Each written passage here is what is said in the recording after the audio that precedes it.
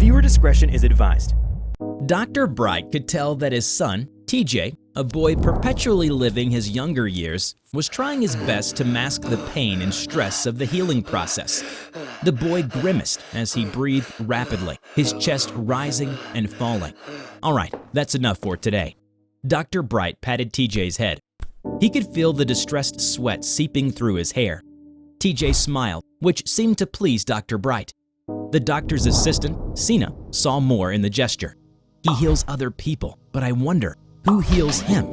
We patch him up every time. What kind of silly question is that? I don't mean his external wounds. I'm talking about those that our eyes cannot see. Hello everybody, I'm TheRubber. Today, we're bringing you a tale from the SCP Foundation. TJ sat in front of his window, looking out into the garden, lost in thought. Sina entered the room behind him, holding TJ's favorite chocolate bar. Good job today, TJ. Here, you must be hungry. I'll just leave this here.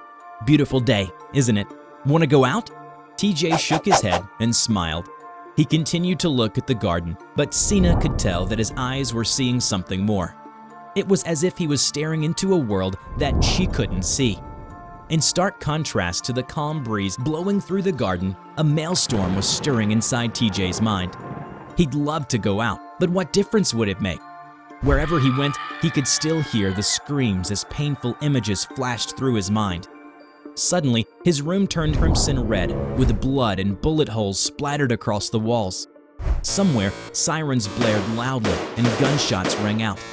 The floor around TJ was covered with dead men. He found himself holding an assault rifle in his torn gloves, with nothing but adrenaline running through his body. A bloodied man at his feet extended a hand toward him. "Help me." SCP-682's powerful jaw appeared before either could react, grabbing the man and lifting him from the blood-soaked ground. The agent screamed in extreme pain as the immortal reptile tossed him around. Eventually, SCP-682 tore his body in half and the screaming stopped. TJ was stunned, shocked, and terrified by 682's viciousness. Before he could collect himself, 682 rushed toward him. In less than a second, TJ's right arm was gone. He began to scream, "TJ! TJ! TJ!" When Sina's worried voice reached TJ, he found himself back in his room again. No blood, no sirens, no death. He checked his arms, covered in bandages but still attached to his body. He could finally see Sina. He hugged her, and they held the embrace in silence for a moment. "It's okay, I'm here. They're not real. You're safe here." It had gotten worse. The painful experience of those he healed stayed with him, and lately they had become so vivid that the visions were bleeding into his reality. "Help me! Don't leave me!" He could faintly hear the voices screaming at him in his head. Images of men killing or being killed were seared deeply into his mind, always ready to remind him of what he's seen. His young mind couldn't understand. "I haven't done anything wrong, so why are these things in my head?" TJ tried to shut them out, but he couldn't. He could only smile. He smiled despite the pain he felt. He smiled for his sister who couldn't smile herself, hoping that she could feel his happiness through her endless tears. He smiled to the world around him, even when it offered him nothing but pain and darkness. Sina flipped through TJ's sketches scattered across the floor and shuddered. Page after page of crudely illustrated deaths. Quite a few featured men in MTF uniforms fighting against unthinkable abominations, some of which Sina recognized from containment. Are these what haunt TJ's mind? Sina thought. Images of MTF men in agony as they are dismembered? Some drawings depicted the act of killing, while others showed people who were already dead. He's just a kid, she thought, looking at TJ. He gave her a weak smile. "I can arrange a transfer for SCP-590 to be with you if you'd like to."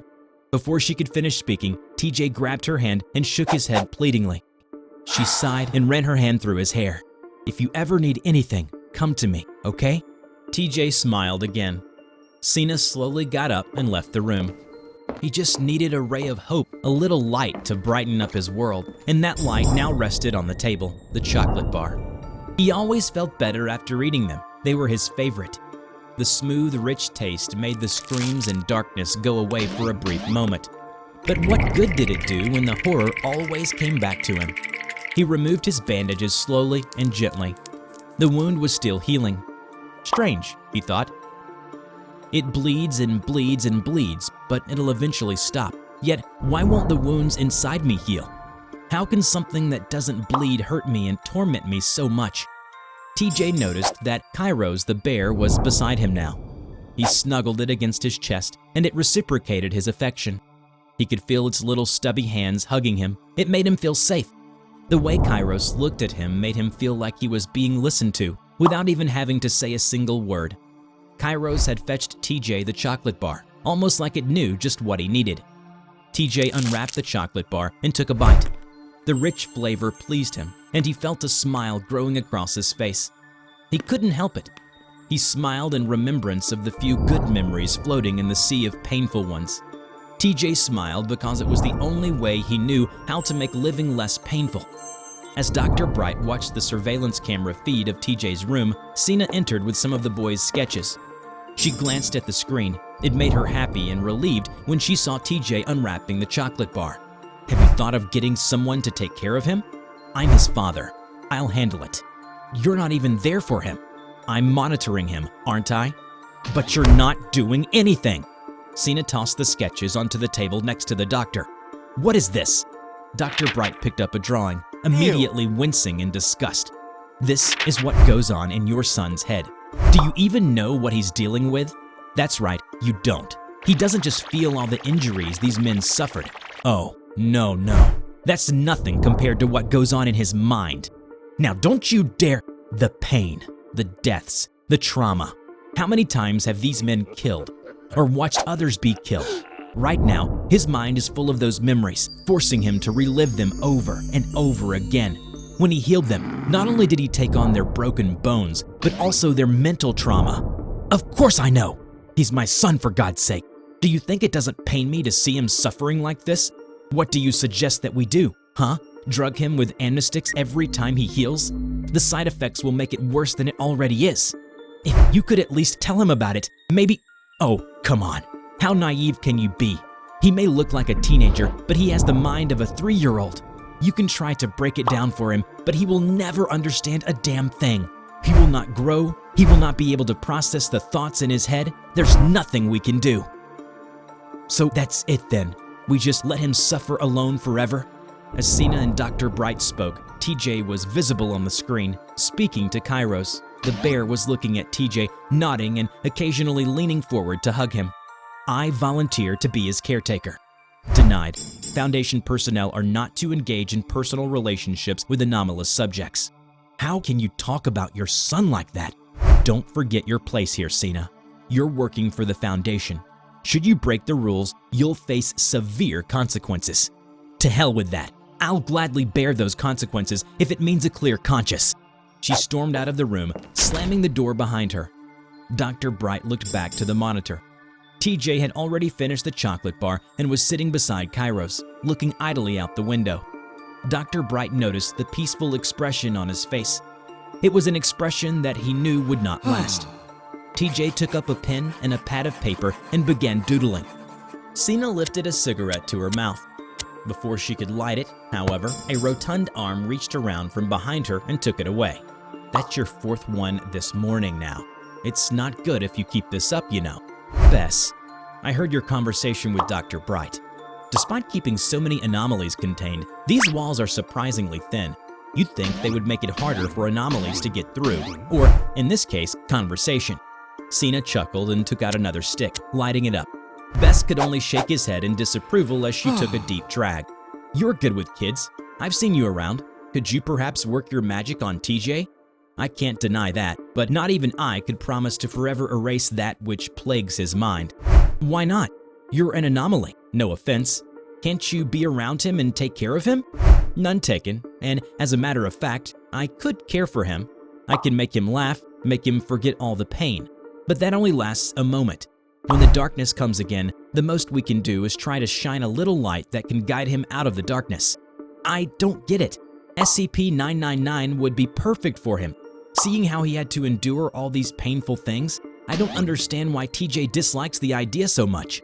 TJ's a child, but he understands 999's value for the Foundation and how not to be selfish. He knows that if he has 999 all to himself, he'll be taking away other people's happiness. He's a selfless soul. That's why he agreed to perform all those healing tasks in the first place. Wouldn't you agree? He only agreed so his father wouldn't get angry. You heard how the doctor talked about TJ? Perhaps, but I'd like to believe that humans, especially children, are inherently kind and selfless. And that's a choice TJ made. Selflessness is his strategy, and kindness is his weapon against the darkness. As Sina listened, her cigarette ash fell into her hand. The stinging burn broke her out of her deep thoughts. Oh, look at me, rambling incessantly again. I best be going now. Wouldn't want to keep your visitor waiting. Visitor? As Bess turned to leave, he walked past TJ, who was waiting nearby with a piece of paper in his hand. Bess patted his head and smiled. Go on now, child, he seemed to say. TJ? What are you doing here? You must be exhausted. Don't you want to rest? Is there something on my face? Smoke make you cough and get you sick. She noticed that TJ's worried gaze was fixed on her cigarette. She crushed the cigarette against the wall and stuffed it into her coat, which made TJ smile brightly. He held the paper out to her. What is this?